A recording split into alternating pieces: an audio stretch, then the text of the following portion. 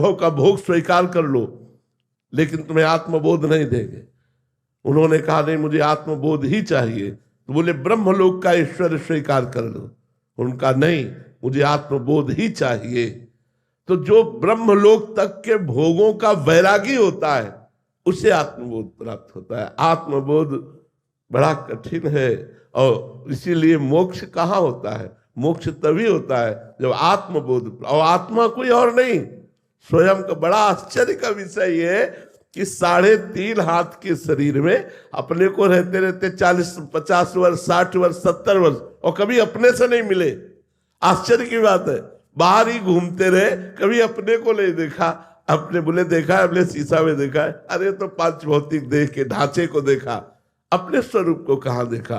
उसके लिए ज्ञान नेत्र चाहिए। वो जब नेत्र जागृत होते हैं तब हम अपने जहां बोध हुआ मुक्त हो गया जी। अनंत जन्मों के कर्म संस्कार भस्म हो गए और वो भगवदानंद को प्राप्त, उसके समान आनंद किसी ब्रह्मा को भी नहीं। जो उस महात्मा को आनंद प्राप्त हो वही महात्मा है जिसे सर्वत्र भगवत स्वरूप का अनुभव हो जाए। वासुदेवा सर्वमित सा महात्मा सुदुर्लभा। महात्मा केवल वेश को नहीं कहते, महात्मा स्थिति को कहते हैं। जो आत्मस्वरूप को प्राप्त हो गया वही महात्मा। वो महात्मा जो आनंद लाभ करता है वो ब्रह्मा जी को भी नहीं है।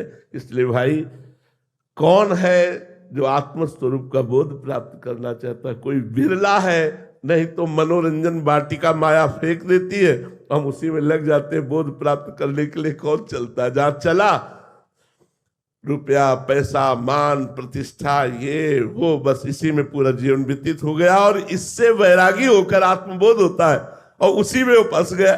तो कहां से, तो आत्मबोध का कहां से चिंतन रह जाएगा? वो तो चिंतन रुपये का हो गया, चिंतन स्त्री का हो गया, चिंतन भोगों का हो गया, चिंतन मान प्रतिष्ठा का हो गया। इसके त्यागी को आत्मबोध प्राप्त होता। महाराज जी, आत्मबोध संपन्न महापुरुष के लक्षण क्या है? उसमें मान की आकांक्षा नहीं होती, उसमें किंचन मोह नहीं होता, उसमें किसी भी विषयों के संसर्ग में भोगने की इच्छा नहीं होती। वो निरंतर आत्मस्वरूप में स्थित महापुरुष, किसी भी तरह की कोई कामना नहीं होती, कोई भी द्वंद्व उसको प्रभावित नहीं कर सकता। मान अपमान, लाभ हानि, सुख दुख, जय पराजय आदि, जन्म मृत्यु आदि, किसी से वो पराभूत नहीं हो सकता। वो सुख दुख में समान बुद्धि रखने वाला परम पद का अधिकारी व्यक्ति है जो महापुरुष कहा जाता है। निर्माण अमोहा जित संग दोषा अध्यात्म नित्या विनिवृत्त कामा द्वंद्वैर विमुक्ता सुख दुख संगई गच्छन्त मूढ़ा पद्मभ्यम तत्। वो परम पद का अधिकारी महापुरुष